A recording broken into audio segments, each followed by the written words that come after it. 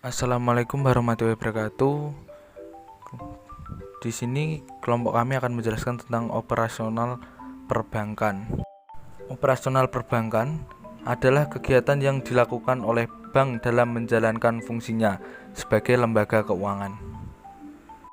Kelompok kami yang beranggotakan Jessi Selina Putri, Putri Amelia Pratama, Muhammad Emereka Febrian, Sahrul Munir, Sofi Alfikri, dan Surya Bagus Saputra. Operasional perbankan. Dasar hukum kegiatan operasional perbankan meliputi 1. Undang-Undang Dasar tahun 1945 beserta amandemennya. 2. UU Pokok Perbankan dan UU pendukung sektor lainnya. 3. Peraturan pemerintah.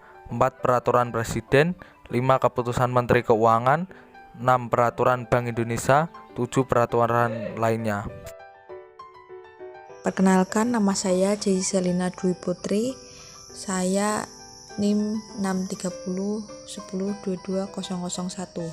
Saya akan membawakan materi selanjutnya, yaitu mengenai kegiatan operasional bank umum. Bank umum adalah bank dalam melaksanakan usahanya secara konvensional dan atau prinsip syariah yang dalam melakukan usahanya memberikan jasa dalam lalu lintas pembayaran. Dan adapun kegiatan operasional bank umum yaitu yang pertama, penghimpunan dana. Penghimpunan dana yaitu merupakan penghimpunan dana dari masyarakat dalam bentuk simpanan, dalam bentuk giro, deposito berjangka, sertifikat deposito, tabungan, dan yang dipersamakan dengan itu. Kedua, pemberian kredit. Meskipun pada fungsi awalnya, bank hanyalah penghimpun dan menyediakan layanan jasa, perbankan kini bank umum sudah dapat menyalurkan kredit kepada masyarakat. Ketiga, menerbitkan surat pengakuan hutang. Surat pengakuan hutang adalah surat berharga yang diterbitkan untuk mengikat secara hukum seluruh jaminan debitur bagi kepentingan kreditur. Yang keempat, pemindahan dana. Pemindahan dana yang dilakukan oleh bank dilakukan untuk lembaga itu sendiri maupun guna kepentingan nasabah. Kelima, penempatan dana. Bank umum juga melakukan penempatan dana nasabah ke nasabah lainnya dan membantu surat berharga. Keenam, penyimpanan barang dan surat berharga. Contohnya yaitu bank menyediakan safety box yang ditujukan bagi masyarakat yang hendak mengamankan harta bendanya di bank. Dan yang terakhir yaitu pemberian jasa-jasa bank lainnya. Pemberian jasa-jasa bank lainnya merupakan kegiatan penunjang untuk mengukur kelancaran kegiatan penghimpunan dan penyaluran dana dalam praktiknya jasa-jasa tersebut. Praktiknya jasa-jasa tersebut meliputi yang pertama transfer, kedua clearing, ketiga inkaso, keempat safe deposito box, nomor 5 bank card, keenam bank note, ketujuh bank garansi, ke-8 bank draft, ke-9 letter of credit, ke-10 cek wisata, 11 menerima setoran ke setoran, 12 melayani pembayaran lainnya. Perkenalkan, nama saya Putri Amelia Pratama dengan NIM 63010220004. Di sini saya akan menjelaskan materi tentang kegiatan operasional Bank Perkreditan Rakyat. Kegiatan operasional Bank Perkreditan Rakyat ini untuk menjalankan fungsi penyaluran dana kepada masyarakat. Namun seiring pertumbuhannya, Bank Perkreditan Rakyat juga banyak melakukan kegiatan operasional, tidak hanya menyalurkan dana saja. Bank Perkreditan Rakyat menjalankan operasionalnya melalui beberapa kegiatan, yaitu yang pertama, penghimpun dana. Penghimpun dana dalam penghimpun dana dari masyarakat mengeluarkan simpanan berupa deposito berjangka, tabungan, dan sebagainya. Yang kedua yaitu pemberian kredit. Pemberian kredit ini dalam layanan kredit memberikan 3 jenis pembayaran. Yang pertama yaitu kredit modal kerja. Kredit modal kerja ini merupakan kredit jangka pendek yang diberikan untuk membiayai modal kerja suatu perusahaan. Yang kedua yaitu kredit investasi. Kredit investasi ini merupakan kredit jangka panjang diberikan untuk membiayai pertambahan produk baru atau perluasan perusahaan, misalnya seperti perluasan gedung atau pembagian mesin baru. Yang terakhir yaitu kredit konsumtif. Kredit konsumtif ini diberikan bank atau lembaga lainnya kepada perorangan untuk memenuhi kebutuhan konsumsinya, seperti nasabah perorangan yang meminjam dana dari bank untuk membeli, membangun, dan merenovasi rumah. Assalamualaikum warahmatullahi wabarakatuh. Saya Syahrul Munir dengan NIM 027. Saya akan menjelaskan tentang kegiatan operasional bank syariah. Kegiatan operasional bank syariah ini dijalankan menurut syariat Islam. Kegiatan operasional ini terdiri dari beberapa kegiatan, yaitu nomor 1 yaitu kegiatan penghimpunan dana. Kegiatan ini berbentuk giro, tabungan, ataupun deposito.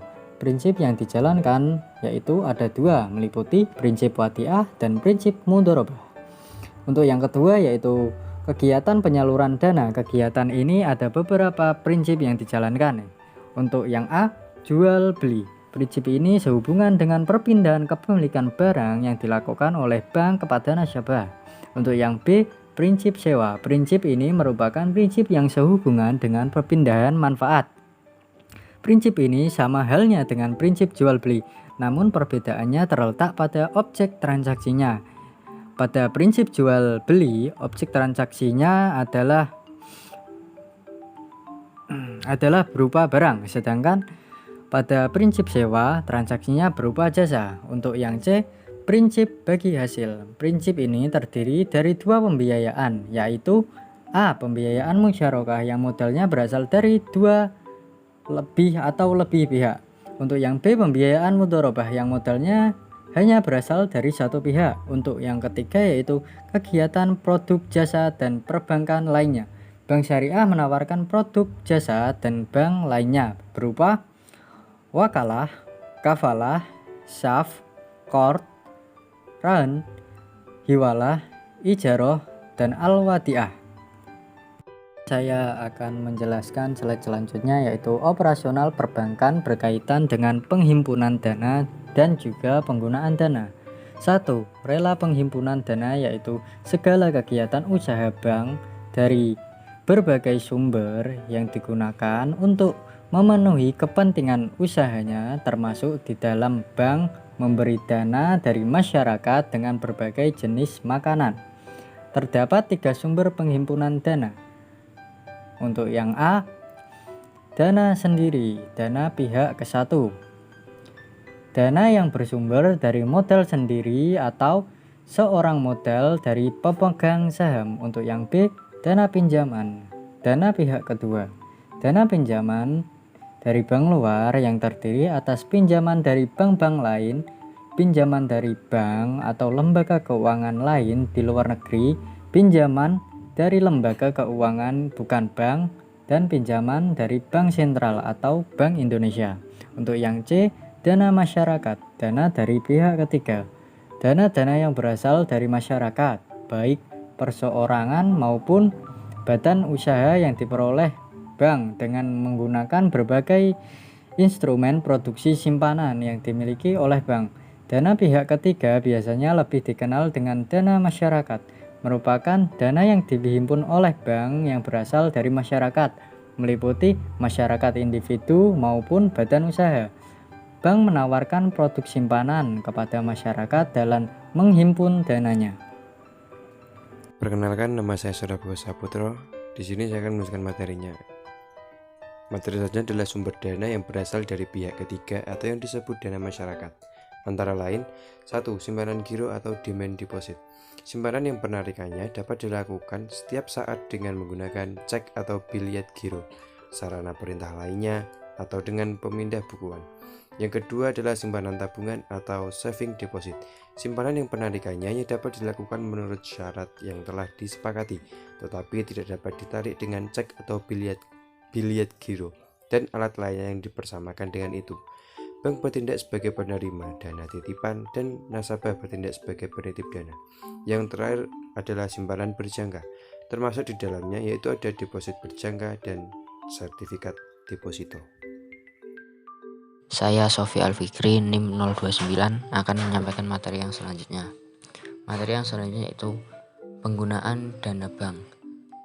Penggunaan dana bank adalah menjual kembali dana yang diperoleh dari penghimpunan dana dalam bentuk simpanan. Terdapat bentuk penggunaan dana. A. Aktiva yang menghasilkan atau earning asset. Semua penggunaan dana bank ditunjukkan untuk tujuan komersil di mana dapat memberikan pendapatan bagi bank sesuai dengan fungsi dan alokasinya. Terdapat 3 prioritas utama dalam penggunaan dana dalam bentuk aktiva yang menghasilkan.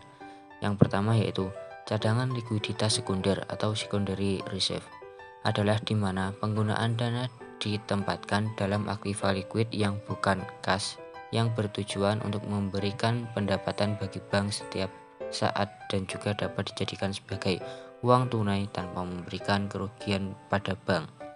Yang kedua, melalui kredit yang diberikan. Yang ketiga yaitu investasi dana jangka panjang. Selanjutnya yaitu penggunaan dana aktiva yang tidak menghasilkan atau non-earning asset, di mana dana-dana ini dialokasikan dalam bentuk aktiva yang tidak menghasilkan dana bank. Terdapat 2 prioritas utama dalam penggunaan dana dalam bentuk aktiva yang tidak menghasilkan. Yang pertama yaitu primary reserve atau cadangan utama. Ini merupakan sumber utama bagi likuiditas bank, terutama untuk menghadapi kemungkinan terjadinya penarikan oleh nasabah bank, baik berupa penarikan dana masyarakat yang disimpan pada bank tersebut maupun penarikan atau pencairan kredit sesuai dengan kesepakatan yang dibuat oleh pihak bank. Yang kedua, melalui aktiva tetap dan inventaris. Penggunaan pertimbangan penggunaan dana. Terdapat 2 pertimbangan penggunaan dana yaitu 1. Resiko dan hasil, di mana pada dasarnya bank mengharapkan aktiva yang beresiko rendah, akan tetapi dapat menghasilkan penerimaan atau rate of return yang tinggi. Yang kedua, jangka waktu dan likuiditas, di mana bank mempertimbangkan melalui aktiva dengan mempertimbangkan jangka waktu aktiva tersebut dan dijadikan sebagai alat likuid. Baik, selanjutnya perkenalkan, nama saya Surya Bagus Saputro dengan NIM 630102200030. Materi yang selanjutnya adalah alternatif penggunaan dana. Di sini, alternatif penggunaan dana dibagi menjadi 4. Yang pertama, cadangan likuiditas, di mana dana diutamakan untuk memenuhi likuiditas jangka pendek, termasuk di dalamnya cadangan primer dan cadangan sekunder. Yang kedua merupakan penyaluran kredit, penyediaan uang atau tagihan berdasarkan atau keputusan antar bank atau pihak lain, di mana diwajibkan pihak peminjam untuk melunasi kewajibannya sesuai jangka waktu yang telah ditentukan. Yang ketiga adalah aktiva tetap dan inventaris alokasi. Dalam bentuk ini dipandang tidak produktif oleh Bank Indonesia atau BI, serta dapat menghasilkan risiko yang lebih tinggi. Yang terakhir yaitu investasi. Investasi ini merupakan prioritas yang paling terakhir dari bank dalam penggunaan dananya, di mana penggunaan dana dapat diinvestasikan dalam bentuk surat berharga jangka panjang dan jangka lainnya. Terima kasih. Sekian dari kelompok kami. Apabila ada kesalahan yang saya sengaja atau kami tidak sengaja, saya mohon maaf yang sebesar-besarnya. Terima kasih. Wassalamualaikum warahmatullahi wabarakatuh.